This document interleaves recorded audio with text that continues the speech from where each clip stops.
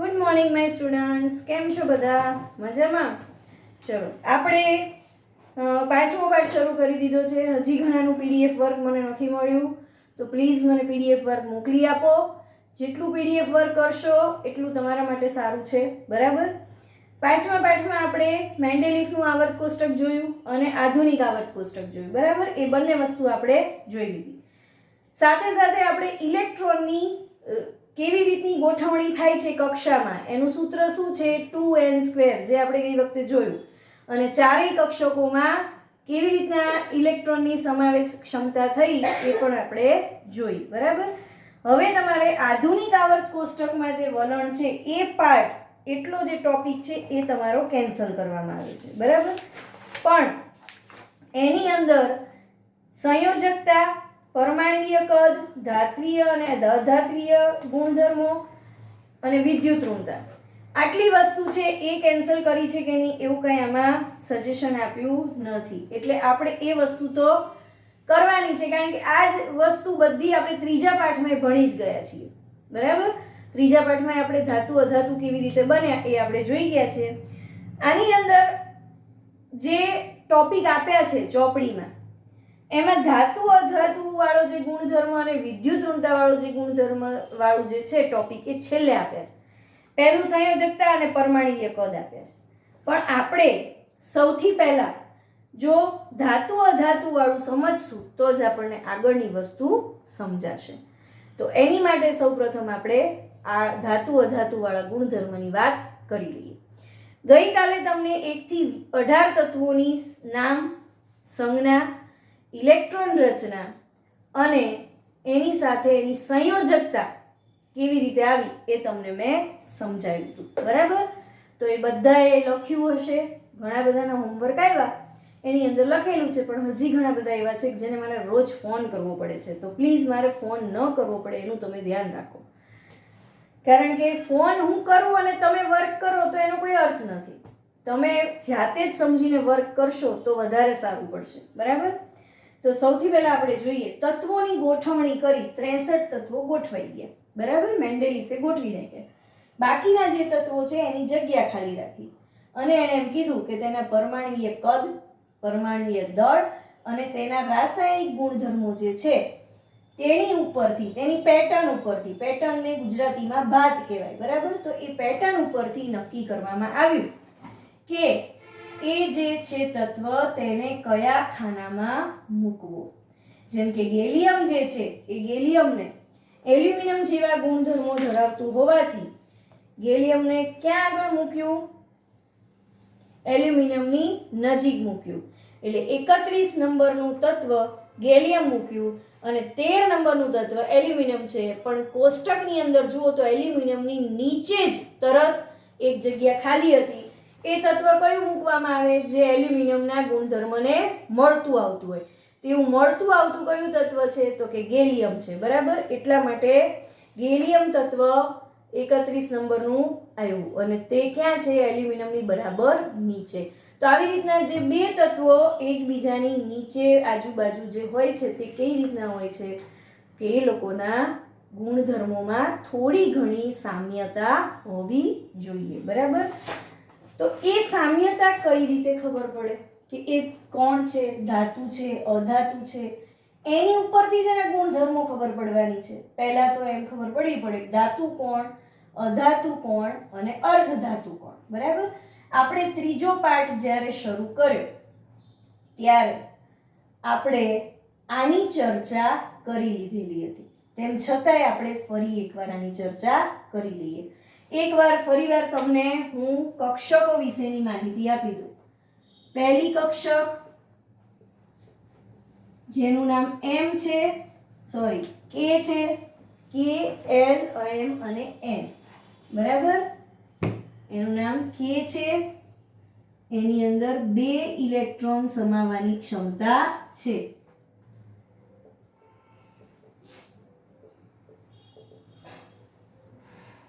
બીજી કક્ષક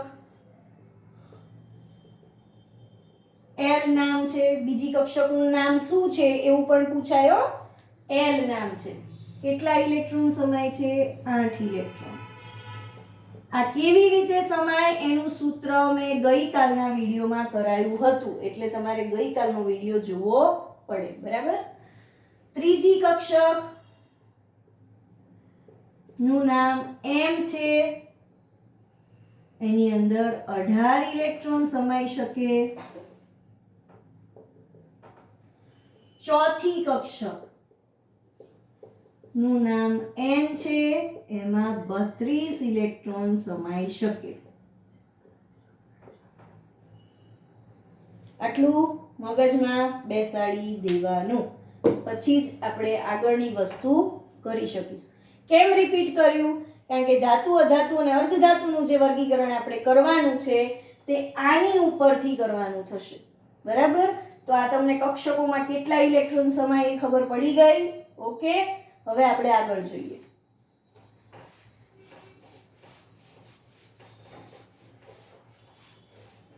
કોઈ એક તત્વને આપણે લઈએ. ધારો કે આપણે પહેલું તત્વ લઈએ છે H. આ એની પહેલી કક્ષક, આ એની બીજી કક્ષક, આ એની ત્રીજી કક્ષક, આ એની ચોથી કક્ષક. બરાબર. આને શું નામ આપીશું? K, L, M, N. ચારે કક્ષકોના નામ થઈ ગયા. પહેલા ક્રમાંકનું છે પરમાણ્વીય ક્રમાંક 1 છે, તો આની અંદર ઇલેક્ટ્રોનની કેટલી હોય? કેટલા ઇલેક્ટ્રોન હોઈ શકે આમાં? 1 ઇલેક્ટ્રોન. બરાબર. 1 ઇલેક્ટ્રોન એટલે K કક્ષકની અંદર 1 ઇલેક્ટ્રોન સમાવવાની ક્ષમતા છે. હવે અષ્ટક એટલે શું? પહેલા તો એ જુઓ. અષ્ટક નો અર્થ શું થાય? આપણે અહીં આગળ આ પાઠમાં, આમ તો અષ્ટક એટલે 8 થયું, પણ આ પાઠની અંદર આપણે જ્યારે ઇલેક્ટ્રોન વિશે વાત કરીએ છીએ ત્યારે અષ્ટક એટલે 8 ઇલેક્ટ્રોનનું ઝુમખું. સમજાયું? અષ્ટક એટલે 8 ઇલેક્ટ્રોનનું ઝુમખું. બાહ્યતમ કક્ષામાં તમારે 8 ઇલેક્ટ્રોન પૂર્ણ કરવાના છે. હવે એ ઇલેક્ટ્રોન તમારે કઈ રીતે પૂર્ણ કરવાના એ આપણે શીખવાનું છે. બરાબર. 8 ઇલેક્ટ્રોનનું ઝુમખું પૂરું કરવાનું. હવે અહીંયા આગળ પહેલા કક્ષકમાં 1 ઇલેક્ટ્રોન છે, તો હવે કેટલા સમાય છે આમાં? તો કે 2 સમાય. એટલે કેટલા ખૂટે છે? તો કે 1 ઇલેક્ટ્રોન આની અંદર ખૂટે છે. બરાબર. તો 1 ઇલેક્ટ્રોન જ્યારે એમાં ખૂટે છે તો આ હાઇડ્રોજન શું કરશે? 1 ઇલેક્ટ્રોન આપશે કે 1 ઇલેક્ટ્રોન લેશે? તો કે એ આપી પણ શકે છે અને લઈ પણ શકે છે, કારણ કે પહેલી કક્ષકની અંદર 2 ઇલેક્ટ્રોન સમાવવાની જ ક્ષમતા છે. એટલે આમાં તો અષ્ટક આવશે નહીં. બરાબર. 2 જ ઇલેક્ટ્રોનની ક્ષમતા હોય તો આમાં અષ્ટક એટલે 8 ઇલેક્ટ્રોન આવવાના છે? નહીં આવે. એટલે એ હાઇડ્રોજન માટે એ શક્ય નથી. તો હાઇડ્રોજન શું કરે છે? 1 ઇલેક્ટ્રોન આપે કે લે? તો કે તે શું કરે છે? ભાગીદારી કરે છે. અને આપવું પડે ત્યાં આપે છે, લેવું પડે ત્યાં લે છે. બરાબર. એટલે કેવી રીતે લે છે? તો કે ભાગીદારી કરે. બીજા હાઇડ્રોજનની પાસે પણ 1 ઇલેક્ટ્રોન હશે, એટલે આ બંને ઇલેક્ટ્રોન ભેગા થઈ જાય તો એની નજીકનું તત્વ હિલિયમ એ કેવું છે? નિષ્ક્રિય. એટલે કે એની કક્ષક સંપૂર્ણ ભરાયેલી છે. એની જેવી રચના પ્રાપ્ત કરવાની કોશિશ કરશે. બરાબર. એટલે દરેક તત્વ એની નજીકની જે કક્ષક છે જે સંતૃપ્ત થયેલી છે, જેને ઇલેક્ટ્રોન દેવા કે લેવાની જરૂર નથી, જે સંતૃપ્ત થઈ ગઈ, તેની જેવી શું કરે છે? પ્રાપ્ત થવાની એની જેવી રચના પોતે લેવાની કોશિશ કરે છે. એટલે આ શું કરશે? તો ક્યારેય હાઇડ્રોજન શા માટે એકલો નથી હોતો? સમજાયું ને? હાઇડ્રોજન હંમેશા H+ નું અસ્તિત્વ નથી. બરાબર. આ ખાસ મગજમાં બેસાડજો. જો સાયન્સ લેવું હોય અને આગળ ભણવું હોય વિજ્ઞાન, તો આ મગજમાં બેસાડી દેજો. H+ નું અસ્તિત્વ નથી. કોનું અસ્તિત્વ છે? H2 નું. એકલા H નું અસ્તિત્વ નથી. બરાબર. આ થઈ પહેલો. હવે આપણે બીજો 2 નંબરનું તત્વ જોઈએ, હિલિયમ. કેટલા છે? 2 નંબરનું. એટલે 2 ઇલેક્ટ્રોન આવશે. ભરાઈ ગયા. કક્ષક પૂરી થઈ ગઈ. તો એને કોઈ ઇલેક્ટ્રોન લેવા કે દેવાની જરૂર છે નથી. બરાબર? તો કોઈ ઇલેક્ટ્રોન લેતું નથી, એટલા માટે હિલિયમ કેવો છે? નિષ્ક્રિય છે. ન તો કોઈની સાથે ભાગીદારી કરે છે, ન તો કોઈની પાસેથી લે છે, ન તો કોઈને આપે છે. બરાબર? એની પછીનું તત્વ જોઈએ લિથિયમ. ત્રીજા નંબરનું લિથિયમ તત્વ. બરાબર? લિથિયમ 3 નંબરનું, 2 અહીંયા ભરાઈ ગયા. ત્રીજો ઇલેક્ટ્રોન અહીંયા મૂકવાની જગ્યા છે નથી. ત્રીજો ક્યાં મૂકશો? એની પછીની કક્ષકમાં. હવે અહીંયા તમારે અષ્ટક વાળું ઝુમખું લાગવું પડે છે. બરાબર? કઈ રીતે? તો કે જો અહીંયા અષ્ટક પૂરું કરવું હોય આ બાહ્યતમ કક્ષામાં, તો કેટલા ઇલેક્ટ્રોન ખૂટે છે? એક આપેલો છે, તો અષ્ટક એટલે કે 8 ઇલેક્ટ્રોનનું ઝુમખું બનાવવા કેટલા ઇલેક્ટ્રોન ખૂટે? તો કે 7 ઇલેક્ટ્રોન ખૂટે છે. બરાબર? તો 7 ઇલેક્ટ્રોન આ મેળવવા સારા કે આ એક ઇલેક્ટ્રોન કોકને આપી દેવો સારો? મૂળ તો શું કરવાનું છે? અષ્ટક પૂરું થાય એટલે એની રચના સમૃદ્ધ રચના બની જાય, એટલે એને કોઈની જરૂર ન પડે. તો 7 મેળવવા માટે અને આ એક ગુમાવવા, એ બંનેમાં જેમાં સૌથી ઓછા ઉર્જાનો ખર્ચ થતો હોય, ઓછી ઉર્જાનો, એ વસ્તુ કરવાની હોય છે. બરાબર? તો કે એક આપીએ તો સહેલું પડે કે 7 મેળવવું સહેલું પડે? તો કે એક આપીએ તો સહેલું પડે. હવે તમે આપો છો, બરાબર ને? તમે કોઈને આપો છો, કોઈ વસ્તુ તમે આપો, દાન કરો છો. બરાબર? તો કેવો ઋણ બનશે? એટલે વિદ્યુત ઋણતા કેવી બનશે? ધન બનશે. કેવી બનશે? ધન. કેટલા ઇલેક્ટ્રોન આપીને વિદ્યુત ઋણતા ધન બને છે? તો કે 1 ઇલેક્ટ્રોન આપીને. બરાબર? એટલે લિથિયમની સંયોજકતા +1 બને છે. હવે સમજાયું અષ્ટક કેવી રીતે કરવાનું? બરાબર? હવે ચોથા નંબરનું તત્વ જુઓ, કયું છે? બેરિલિયમ. આ વિડિયો જોઈને કેટલાને બગાસા આવે છે? બરાબર?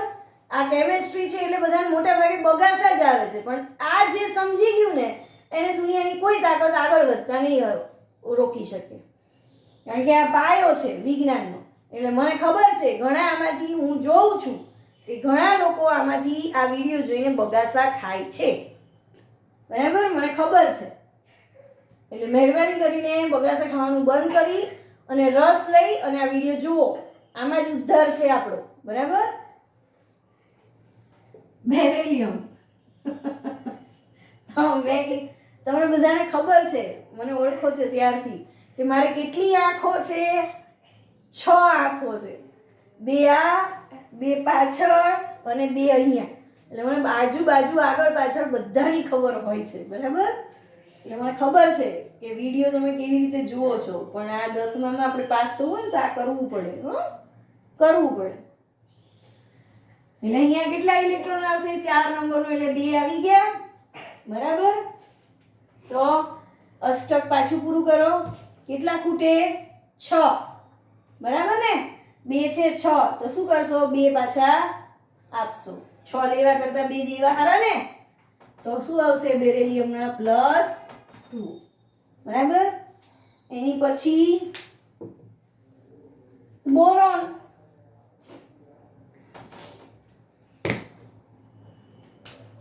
પાંચ નંબરનું તત્વ. 2 ને 2 4 ને 1 5, 3 થઈ ગયા. અષ્ટકમાં 5, તો કેટલા આપે છે? 3. એટલે B+3. બરાબર ને? એની પછી છે 6 નંબરનું તત્વ કાર્બન. 4 ઇલેક્ટ્રોન આવી ગયા. હવે અહીંયા જે છે એ પ્રોબ્લેમ જેવું છે. તો કે કઈ રીતે? 4 ઇલેક્ટ્રોન મેળવે કે 4 ઇલેક્ટ્રોન ગુમાવે, ઉર્જા તો સરખી જ થવાની છે. તો શું કરશે? તો કે 4 ઇલેક્ટ્રોન નથી આપતા, નથી મેળવતા. શું કરે છે? ભાગીદારી કરે છે. એટલા માટે તે અર્ધધાતુ કહેવાય છે. હવે અહીંયા આગળ વ્યાખ્યા આવી કે 1, 2 અને 3 ઇલેક્ટ્રોન જ્યારે આપવાના થતા હતા ત્યારે ધન ધ્રુવ બનતો હતો આપીને, ત્યારે એ ધાત્વીય ગુણધર્મ ધરાવે છે, એટલે ધાતુ બને છે. જે તત્વોમાં આવા 4 ઇલેક્ટ્રોન આવે છે બાહ્યતમ કક્ષામાં, એટલે અષ્ટક પૂરું કરવામાં 4 જ ઇલેક્ટ્રોનની જરૂર હોય, ત્યારે તે ઇલેક્ટ્રોન આપતા પણ નથી, લેતા પણ નથી. શું કરે છે? ભાગીદારી કરે છે. ત્યારે તે ધાત્વીય ગુણધર્મ નથી મેળવતા. શું કરે છે? અર્ધધાતુ કહેવાય છે તે. એટલે કાર્બન અર્ધધાતુ છે. બરાબર. પછી એની પછી 7 નંબરનું તત્વ નાઇટ્રોજન. 1 2 3 4 5. કેટલા ખૂટે? 3 ખૂટે. શું કરશો? મેળવશો કે ગુમાવશો? 8 માં મેળવશો કે ગુમાવશો? 5 આપશો કે 3 મેળવશો? તો કે 3 મેળવવા પડે. એટલે મેળવો છો, કોકની પાસેથી લો છો, ભીખ માંગો છો, આપો 3 ઇલેક્ટ્રોન આપો, 3 ઇલેક્ટ્રોન આપો મને, તો અમારી કક્ષક પૂરી થાય, અષ્ટકનું ઝુમખું. બરાબર ને? તો એટલા માટે 3 ઇલેક્ટ્રોન માંગે છે, એટલે તે માઇનસ એટલે કે ઋણ ધ્રુવતા ધરાવે છે. અને ઋણ ધ્રુવતા ધરાવે ત્યારે તે અધાત્વીય ગુણધર્મ ધરાવે છે. ઓકે. આમ તો ઘણા બધા તત્વો છે, પણ આ બધા જ તત્વો આપણે કરવા બેસીએ તો આપણને 30 મિનિટનો ટાઈમ પણ કેવો પડે? ઓછો પડે. બરાબર. આ તમને ધાતુ, અધાતુ અને અર્ધધાતુ સમજાવવા માટે 7 સુધીના ઉદાહરણ મેં સમજાવ્યા. હવે આપણે વ્યાખ્યા ઉપર જઈએ. આ વ્યાખ્યા ચોપડીમાં નથી આપી, પણ હું તમને સરળ શબ્દોમાં આપું છું, જેથી તમને કામ લાગે. બરાબર.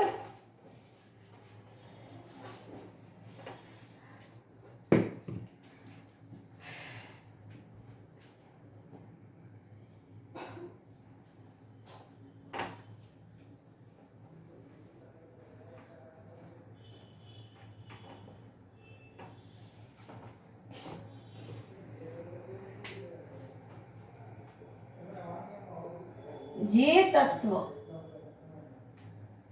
ની ઇલેક્ટ્રોન રચનામાં બાહ્યતમ કક્ષા, બરાબર, જે તત્વની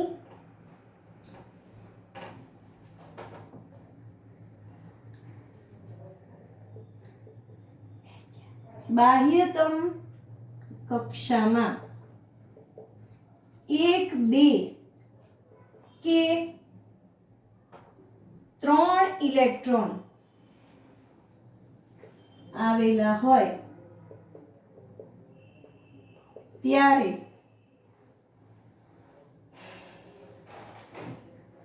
તે તત્વ પોતાનું અષ્ટક પૂરું કરવા આ 1 2 કે 3 ઇલેક્ટ્રોન ગુમાવી અને ધન ધ્રુવ પ્રાપ્ત કરે છે, જેના કારણે તે તત્વો ધાત્વીય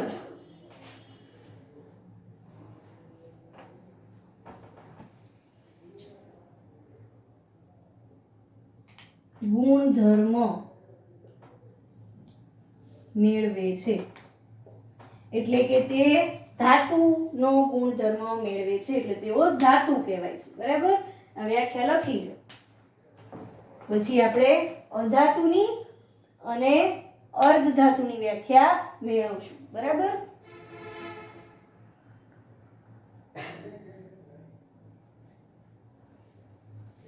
અર્ધધાતુની અને અધાતુની વ્યાખ્યા મેળવશું. બરાબર. આ લખાઈ ગયું.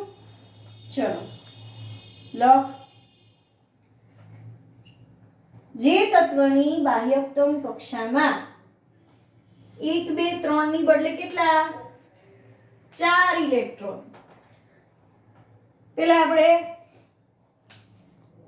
4 ઇલેક્ટ્રોન બરાબર આવેલા હોય ત્યારે તે તત્વ પોતાનું અષ્ટક પૂરું કરવા આ 4 ઇલેક્ટ્રોન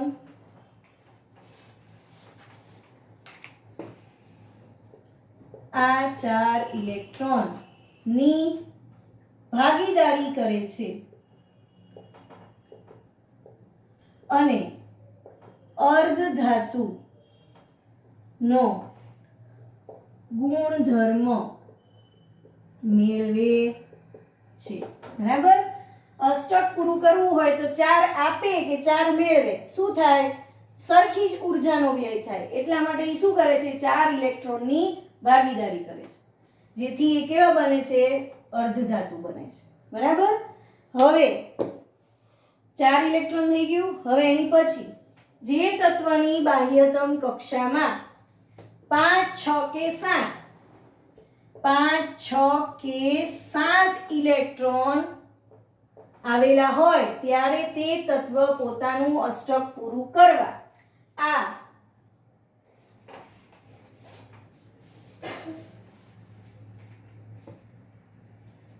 5, 6 કે 7 ઇલેક્ટ્રોન આવેલા હોય ત્યારે ખૂટતા અષ્ટક પૂરું કરવા ખૂટતા ઇલેક્ટ્રોન મેળવે છે અને ઋણ ધ્રુવ બને છે, જેથી અધાત્વીય ગુણધર્મ મેળવે છે. એટલે તેઓ અધાત્વીય કહેવાય, એટલે અધાતુ કહેવાય છે. બરાબર. જે તત્વની બાહ્યતમ કક્ષામાં 5, 6 કે 7 ઇલેક્ટ્રોન આવેલા હોય ત્યારે તે તત્વ પોતાનું અષ્ટક પૂરું કરવા ખૂટતા ઇલેક્ટ્રોન મેળવે છે અને ઋણ ધ્રુવ બનાવે છે, જેથી તે અધાત્વીય ગુણધર્મ મેળવે છે. બરાબર. તો આ થઈ એની સંયોજકતા. એટલે જેટલા ઇલેક્ટ્રોન ગુમાવશે એટલી એની સંયોજકતા બનશે. જો ગુમાવે છે એટલે આપે છે, ગુમાવે છે મીન્સ આપે છે કોકને, તો એ કેવી બનશે? ધન. અને જેટલા ગુમાવશે એટલી એની સંયોજકતા. મેળવે છે તો ઋણ, અને જેટલા ઇલેક્ટ્રોન મેળવશે તે એટલી એની સંયોજકતા. બરાબર. હવે એનું પરમાણુય કદ ઉપર જઈએ આપણે. પરમાણુય કદ શબ્દ પરમાણુની ત્રિજ્યાનો ઉલ્લેખ કરે છે. પરમાણુય કદને એક સ્વતંત્ર પરમાણુના કેન્દ્રથી તેની સૌથી બહારની કક્ષા વચ્ચેના અંતર સ્વરૂપે જોવામાં આવે છે. એ આપણે જોઈએ દોરીને તો જ સમજાશે, નહીંતર સમજાશે નહીં. આ લખાઈ ગયું બધાને? ચલો.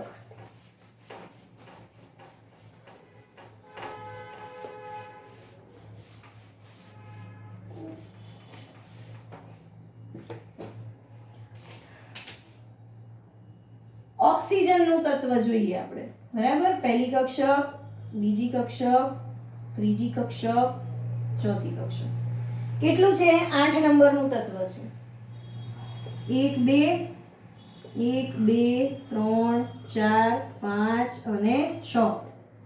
3, 4, 5, 6 ને 2 8. 8 નંબરનું તત્વ થઈ ગયું. બરાબર.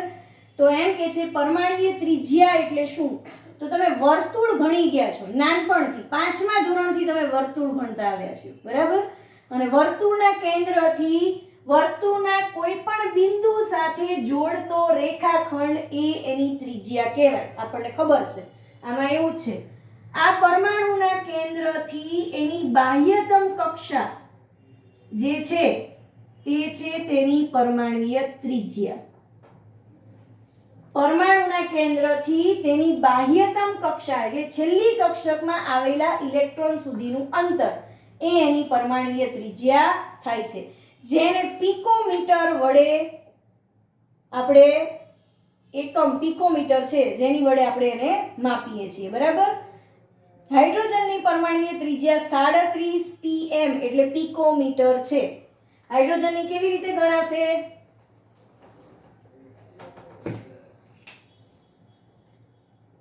હાઇડ્રોજન તો પહેલી કક્ષકમાં જ આવેલો છે ને એક, તો અહીંયાથી અહીંયા સુધીનું જ અંતર.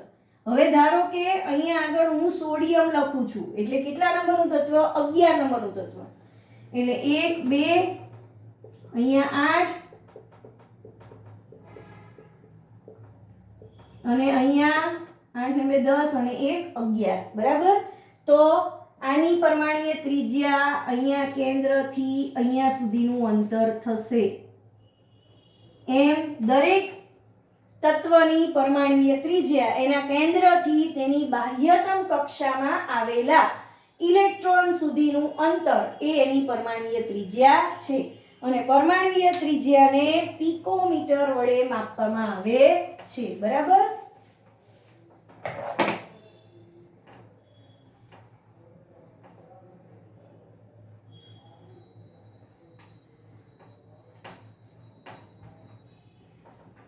પરમાણ્વીય ત્રિજ્યાને પિકોમીટર